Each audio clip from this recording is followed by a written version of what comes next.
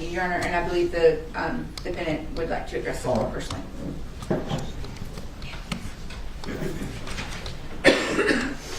And he wrote it, Your Honor, just because he wanted to keep his thoughts straight. This is a classic sentencing moment. The defendant isn't arguing innocence anymore. This is about mitigation. He's trying to humanize himself, to show the judge that he understands the damage done. But here's the real question. Does remorse after the fact carry the same weight as action before the crime? I thought about the Rice family, hurt for them, and wished I could speak with them every day for going on 5 years. I'm so sorry that they had to learn the details of Greg's death in such a public way at Megan's trial, and that I was the bearer of some of those details. Greg Rice's and Megan Jackson's 4 kids have become an extension of my family. And knowing how badly,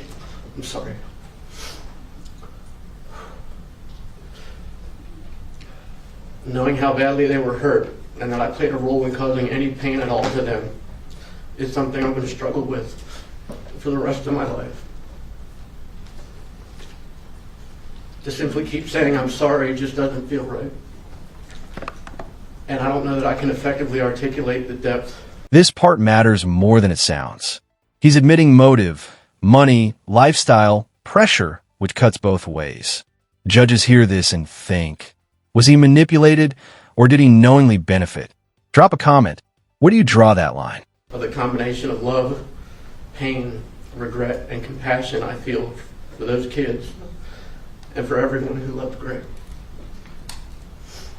I'm sorry for having any involvement with Megan. Virtually everything about her is the exact opposite of everything I've ever been and stood for.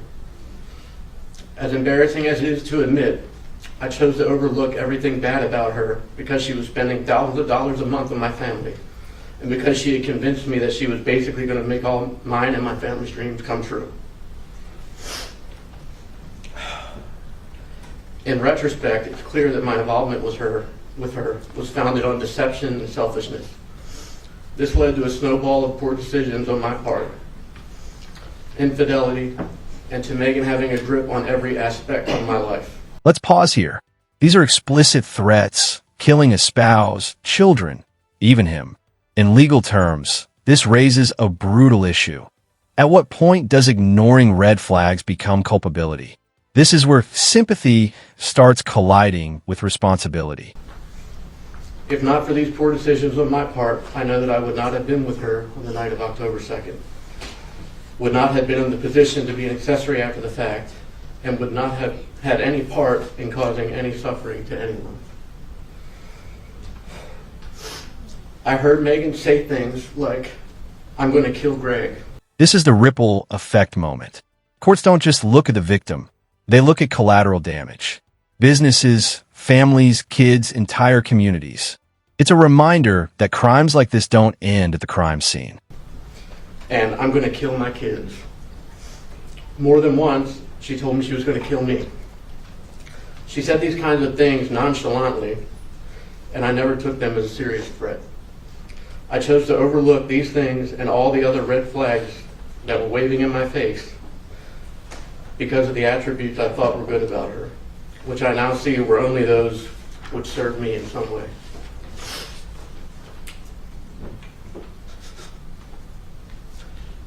I realized that my involvement with Megan, and thereby this case, has caused some variation of hardship to many, including my business partners, employees. Quick legal clarification. Pleading to a lesser charge doesn't mean getting away with it. It often reflects what prosecutors can prove versus what they can charge. Negotiations breaking down earlier? That tells you this case was anything but simple behind closed doors. Colleagues, neighbors, my friends, my family, and especially the loved ones of Greg Rice. During the years I spent in jail, I have, with the help of counselors, taken accountability and begun the process of repairing the damage. As for the Rice family, I just want them to know that if there's anything I can do to help them gain closure, I'll do whatever I can do for them, whether that's now or years from now. My heart will always be with them. And then, Your Honor, just briefly in closing, I just wanted to address a few more things. One, the letters, and I know that they're not understanding of the law, but with the Rice letters that I just reviewed, and they said that he was permitted to plead to a lesser charge, Your Honor, Mr. Dontell certainly did plead to what he was guilty of. That's something that we had actually been offering to plead to for a while. The negotiations, we couldn't come to an agreement on the negotiations at the time, Your Honor, but we were negotiating with them prior to anybody going to trial. Your Honor, as we presented this case this morning for Mr. Dontell, who accepted the responsibility and the accountability of accessory after the fact, which he was clearly guilty of, and making poor choices, it's important to present those circumstances that led to his involvement and the meaningful steps that he's taken since then to right his wrongs. And that's what I think that we've been trying to do today, is to give you a snapshot of who Chris was, what he was. This is the turning point the defense wants the judge to focus on: cooperation, testimony, personal risk. In sentencing, helping convict the primary offender can dramatically reduce punishment. But should cooperation erase earlier silence? That's the moral gut check in this case.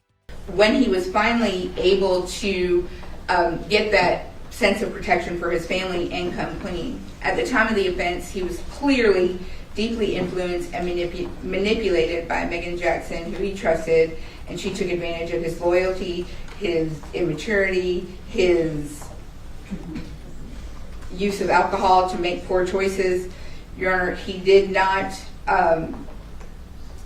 stand up when he should have for all of the children involved, and he knows that. And this weakness has made him live with this regrettable decision. Your Honor, every time I look at this case, I think of all of the things that could have been done if he were a criminal mastermind. Even if he wasn't a criminal mastermind, Your Honor, the things that could have been done that would have made this case, for example, using the crematorium, that would have made this case almost impossible to solve. But he was finally able, with risk to his family's safety, his continued reputation, and he finally, in December of this past year, cooperated fully with law enforcement and the prosecution. His testimony was crucial in ensuring that justice was served, especially against Megan, who was primarily responsible. And the cooperation came at a personal cost.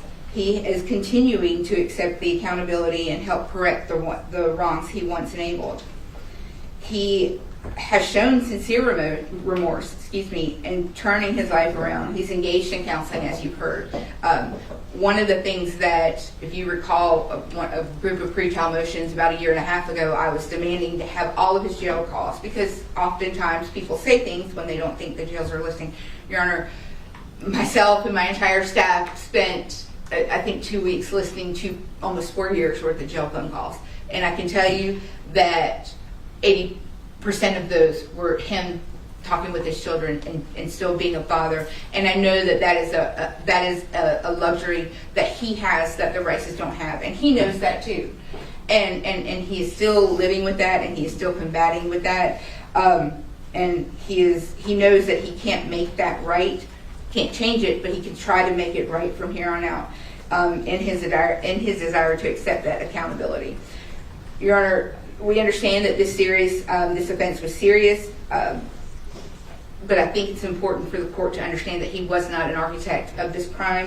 He was someone who made several misguided choices in a terrible situation. He's demonstrated growth, cooperation, a willingness to accept responsibility, and qualities that suggest rehabilitation that he's already started. Your Honor, we are certainly not